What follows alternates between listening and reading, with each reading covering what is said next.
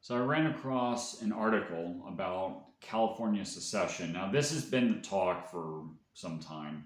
And, sometimes you get individuals, like there's people in Texas that talk about seceding.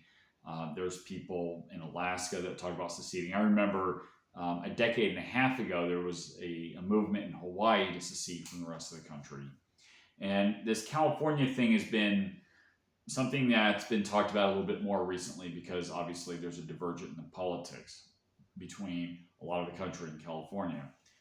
This really picked up steam after the first time Trump got elected in the end of 2016.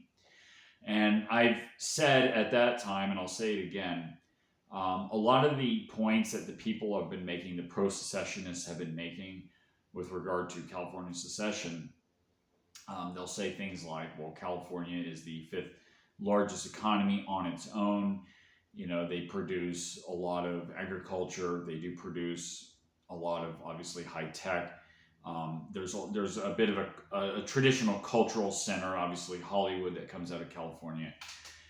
However, you got to keep in mind that California is that big of an economy in large part because it's connected to the rest of the United States. Its fuel it gets from the United States. Foreign policy, when it has to import resources, and there's a bit of discussion with that. California, in many ways, sort of hived off from the rest of the country just because of infrastructure reasons. So, California actually by itself does actually import a bit more from East Asia than the rest of the country does. It's cheaper to transport something on a boat than it is to truck it.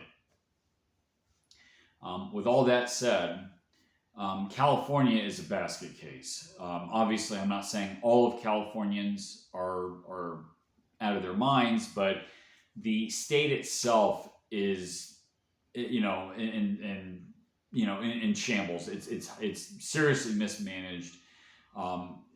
It's way overregulated. The Palisades fire is a good case in point.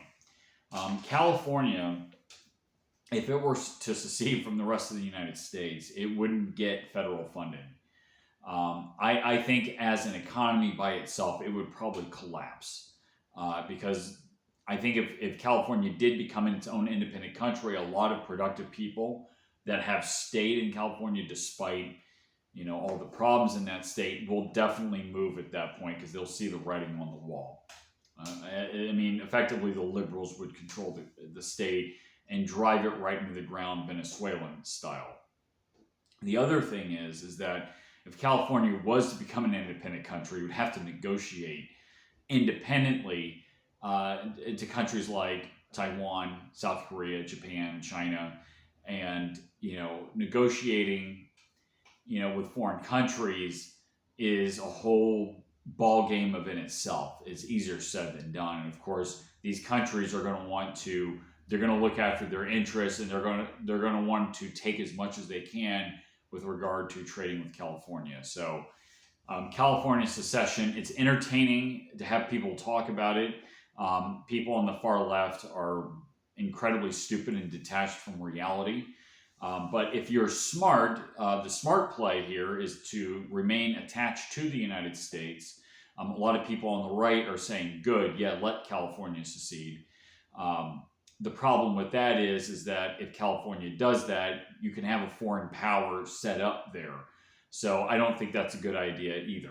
So anyway, I say that California needs to reform. It needs to reform its education system. It needs to turn to a more rational philosophy. And, you need to have good philosophy, you have good ideas, good policies, and go in that direction. So anyway, I'll put a link in the description below.